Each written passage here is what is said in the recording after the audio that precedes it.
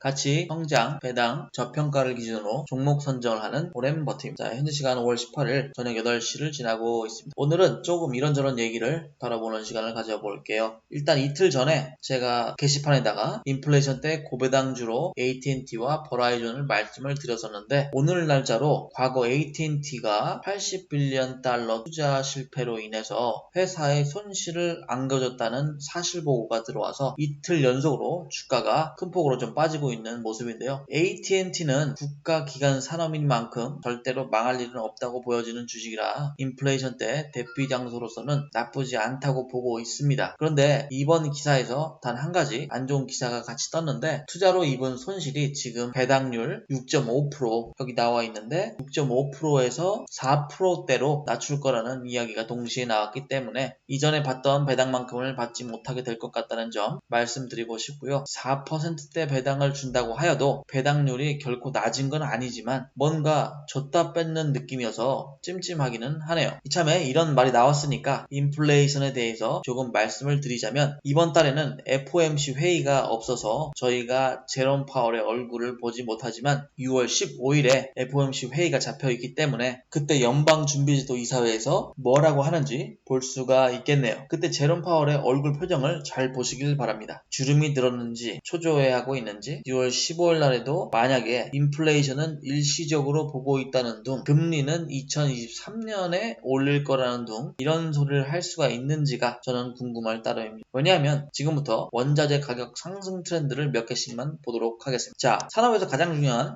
원자재 중에 하나로 꼽히죠. 코퍼, 구리죠. 자, 1년 트렌드를 지금 눌렀습니다. 1년 트렌드를 눌렀고, 보시면은 지금 2.57부터 계속해서 이 현재까지 5월 달에 현재까지 계속 상승해 오는 모습이죠. 그렇기 때문에 이런 트렌드를 계속해서 그려오고 있기 때문에 이게 하루아침에 꺼질 것 같이 보이진 않아요. 이런 것을 보고 일시적으로 인플레이션이 일어난다고는 말은 못하겠죠. 그거에 하나고, 그리고 여기 보시면 크루드 오일, 그렇죠? 자, 크루드 오일을 한번 보도록 하겠습니다. 한 달, 6개월, 6개월을 딱 보시게 되면 41불 때부터 계속해서 유가가 상승하고 있는 모습이죠. 그리고 여기 금을 보도록 할게요. 금 또한 여기를 보시면 최근 이제 한 3개월 동안 계속해서 금값이 오르고 있는 모습을 볼 수가 있을 겁니다. 여기 딱 밑에 기사로 나오네요. Gold breaks out to top 3-month high as inflation fears grow. 자, 인플레이션이 오고 있다는 이런 두려움이 있기 때문에 금값이 상승하고 있는 거죠. 금은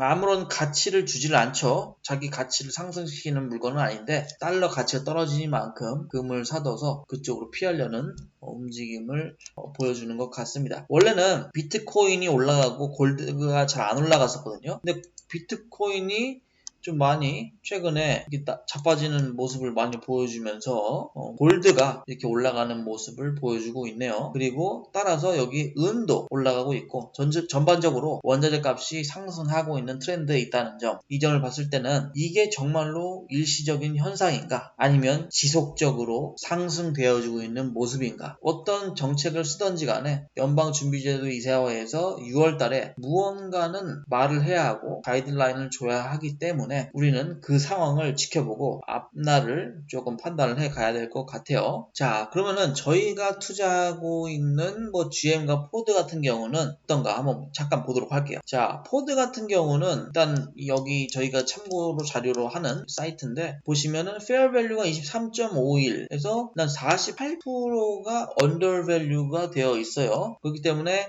포드 같은 경우는 인플레이션이 온다고 하더라도 이보다 주가를 떨어뜨리는 거는 정말 미안한 일이 아닌가. 그래서 저는 이게 떨어져도 그렇게 확 떨어질 수는 없다고 보여집니다. 여기 많이 떨어져 봐야 여기서 10% 20% 내로 떨어진다고 보는데, 그렇다고 하더라도 이게 너무 언더밸류가 되어 있는 상황에서 빼기가 너무 미안한 주식이기 때문에 이거는 좀 올려줘야 되겠죠. 그리고 여기 보시면 GM 같은 경우는 반대로 여기에서 봤을 때는 이제 41%가 오버밸류가 되어 있다고 나와요. 그런데 저희가 항상 중요시하는 PE가 이제 8.97, 거의 9배라고 보시면 되는데, 이 9배라는 것은 실질적으로 회사가 벌어들이는 이익에 비해서 주가가 9배가 뻥튀기가 되어 있다 라는 말입니다. 그러면은 9배가 뻥튀기 되어 있다는 말은 이게 많은 것인가 적은 것인가를 잘 모르잖아요. 그러면 한번 여기 볼게요. 자, GM is good value based on its PE ratio. 아까 9배라고 말씀드렸죠. PE가 9배. Compared to the US auto industry average 28.5배. 그러니까 미국 자동차 산업의 평균이 28배가 다 뻥튀기가 돼 있어요. 그 중에서 GM은 9배가 뻥튀기가 돼 있다는 말이죠. 그러면 평균은 28배가 뻥튀기가 돼 있는데 GM은 9배가 뻥튀기가 돼 있으니 뻥튀기가 덜 돼 있는 거네요. 그렇기 때문에 저희는 GM 주가가 싸다고 보고 있는 거예요. 그러면 반대로 요거를 딱 똑같이 example로 해서 저희가 왜 테슬라를 이제 안 사는지 보여드릴게요. 보시면 테슬라 아까 PE 보이시죠? 이게 거의 이제 500이에요. 500. 489. 489배가 뻥튀기가 돼 있는가? fair value가 지금 154불인 거에 비해서 273%가 오버 밸류가 돼 있는 거예요. 그러면 아까